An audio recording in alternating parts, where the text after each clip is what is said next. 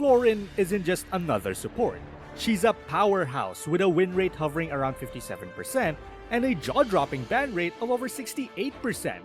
If you've ever felt helpless against her global heal and crowd control, get ready. Because today we're uncovering what really makes her so dominant and how you can actually beat her. Welcome back to Mobile Legends News, where we break down the latest meta and teach you how to outplay the toughest foes. Today's nemesis, Floryn, the budding hope, who's been turning tides with her global healing, anti-heal immunity on her ultimate, and potent crowd control. She can mend allies across the map and shrug off anti-heal effects, making her support more than just a healer. Buckle up, this one's about to get spicy. The core problem versus Floryn is simple but brutal. She heals and controls, often at the same time. Official hero details show her kit revolves around global healing, where she heals allies regardless of distance, a crowd control tool for peel and disruption, and a unique mechanic that buffs teammates after she shares her Flower of Hope. And that alone can change item tempo in fights.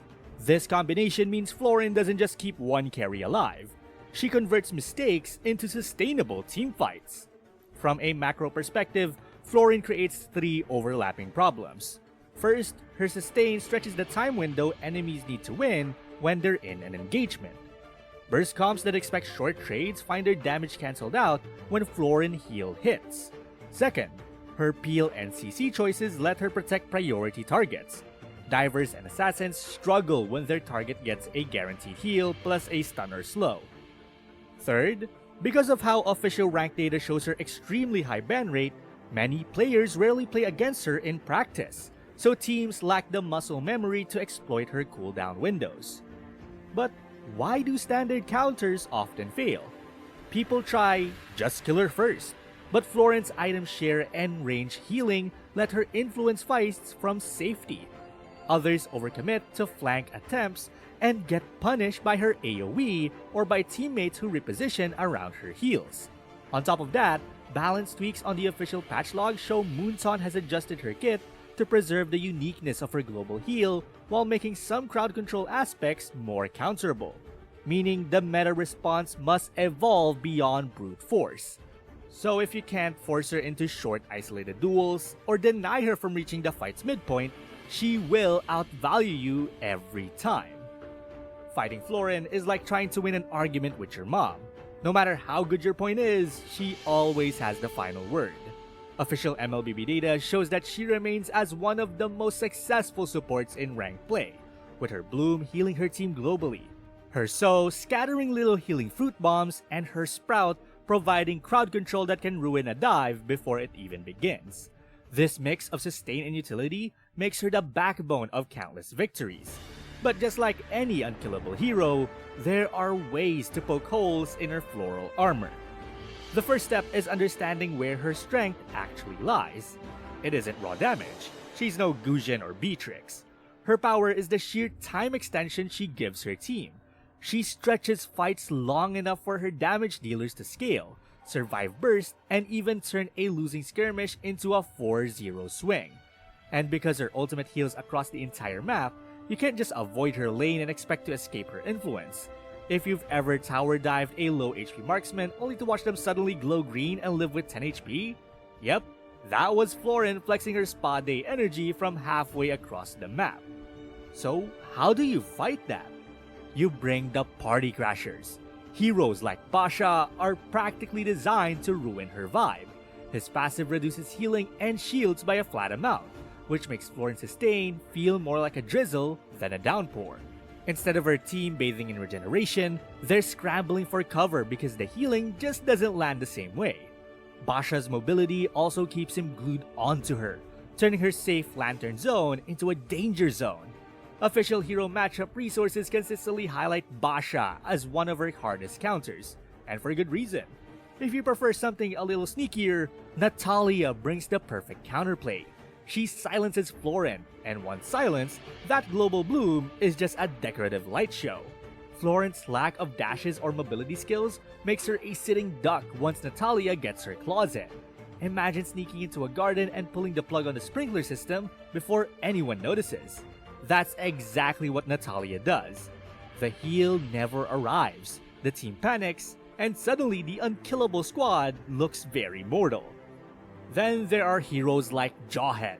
If Matilda is the thief sneaking through the bushes, Jawhead is the bully who grabs Floryn and hurls her straight into the waiting arms of your team. She can't blink, she can't dash, she can only hope her teammates peel her out. Most times, they can't. Watching a Floryn player get tossed like a sack of groceries is equal parts cruel and satisfying. Burst assassins and high mobility fighters such as Benedetta and Matilda also shine in this matchup. They don't give Floryn the time to wind up her heels or throw her crowd control properly. Benedetta dashes in and out so quickly that Floryn's sprout feels like trying to hit a mosquito with a garden hose. Matilda, meanwhile, brings mobility not just for herself, but for her allies too, allowing her team to dance in and out of Floryn's healing range until the support is left isolated and easy to pick off. But let's say your team didn't draft the perfect Floryn buster. What then? This is where itemization becomes your hidden ace. Anti-heal items like Sea Halberd and Dominance Ice aren't just suggestions. They're practically required reading when she's on the battlefield. They cut down her sustain and force her to burn Bloom early just to keep teammates afloat. And here's a pro tip. Bloom actually cleanses anti-heal for about 1 second. If you blow your damage during that second, congratulations. You just wasted your effort. The smarter play is to bait out Bloom. Wait for the glow to fade and then go all in. It's like waiting for the DJ to drop the beat. You want your moves to land at the perfect moment. The mental game is equally important. Many players panic when they see Floryn's heals, topping everyone up. And they either overcommit or scatter. That's exactly what she wants. Chaos. Instead, think about the fight like a chess match. Where is her lantern positioned? Who has it? If you force fights when the lantern is on the backline, you can zone her away and limit the impact radius. If it's on a frontliner, focus your burst elsewhere and punish the squishies who are suddenly heal-starved. And don't forget timing around objectives. Floryn's ultimate has a hefty cooldown. And if you've baited it out in a side skirmish, that's your golden ticket to secure Lord or Turtle without fear of a global heal saving the enemy team. Communicate, ping, and capitalize. Because unlike some hyper-mobile supports, Floryn can't just dash into the pit and contest on her own. She's dependent, and that dependence is what you exploit. If you think about it, playing against Floryn is like playing dodgeball against a team that secretly hired a nurse. They're going to last longer, they're going to annoy you, but if you throw smart, dodge smarter, and aim directly at the nurse, eventually the team crumbles. She looks unkillable, but with the right heroes, right timing, and just a little bit of patience, you'll turn her from a blooming sunflower into a withered daisy. And that's when the highlight reels start rolling.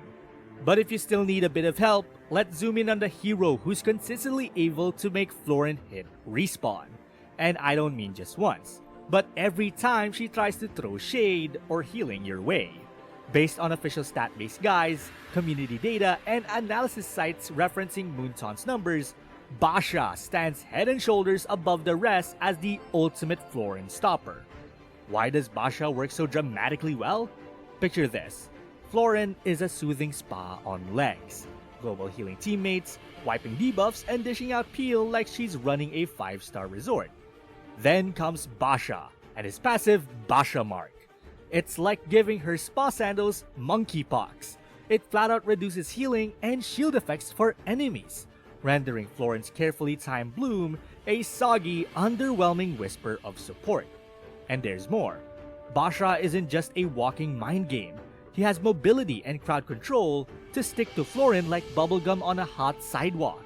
He can relentlessly apply his anti-heal aura, slow her, and deny her from retreating as soon as her ult drops off cooldown. In teamfights, that means the global heal she planned suddenly fizzles. Her team no longer floats, they crash. This isn't theory craft. It's backed by recent hero matchup data, community-tested builds, and One Esports' breakdown of best counters for 2025. All pointing to Basha as the pick to dismantle Floryn's game-spanning utility. If you want Floryn to go from unkillable Spa to sad withered Daisy, lock in Basha and remind her healing why it's not always the answer.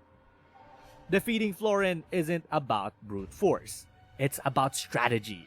Her global healing and crowd control can break fights, but heroes like Basha with anti-heal aura, mobility, and pressure make her Spa vibe fade.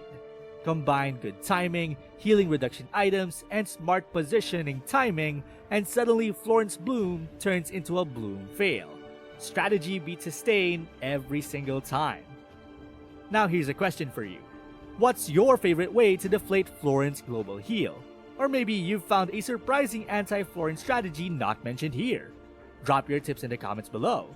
And don't forget to explore our other Mobile Legends news videos for more spicy breakdowns and meta crusher plays. Till next time.